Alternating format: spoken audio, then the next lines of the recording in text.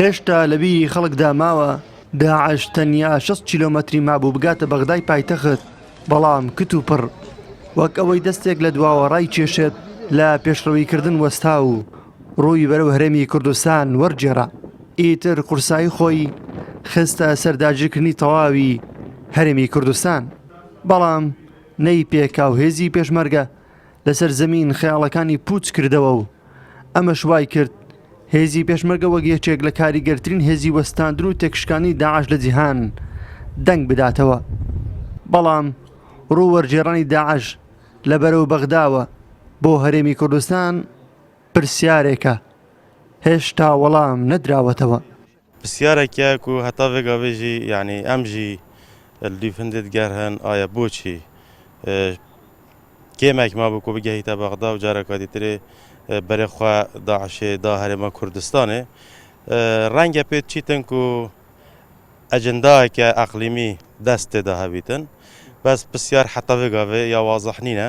Bes spas bo Xwedê efsaneya Daişê li ser destê pêşmergê qehreman û herêma Kurdistanê hateş têkişkandin.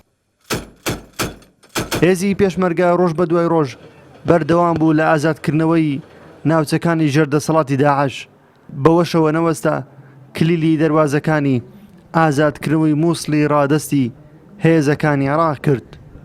چاودێرانی سیاسی ئاماژە بۆ دەکەن کە هەر کات دۆخی هەرێمی بڕەخسێت نەیارانی کوردستان سڵ لە لاوازکردنی هەرێمی کوردستان ناکەنەوە. نارانی کورد بەرامبەر هەرێمی کوردستان دوای ئەوەی کە نەیانتوانی لە کۆمەڵێک ئاسی زۆر بە زۆردا بچووکی بکەنەوە، ئەو حەزورە نێودەوڵەتی و هەرێمیە حەزیان کرد و مەبەستیان بوو ویستی لە قاویدن بچووکی کەنەوە چوارچەوەیەکی بۆدا بنێن. بۆ ئەمەش کە بە حکمی جێبەجێ نەکردنی دەستور و کۆمەڵش نەتوانرا، من وا دەبینم کە داعش پەلامەردانێکی تر بوو بۆ لە ڕووی سەربازیەوە بە تایبەتی بۆ پەلامەردانی ئەو حەڵقەیە و بۆ بچووکردنەوەی قودرەتمەندی کورد لە سەرەتای ئەم هەزارەی کە دەستی پێکرد بوو بە باشناغبوون و باڵابوون.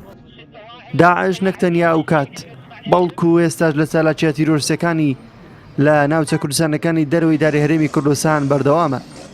ئەمەش بۆ ئەو بۆشایە ئەمنیە دەگەڕێتەوە کە بەهۆی نەبوونی هێزی پێشمەرگە لە ناوچانە دروست بووە.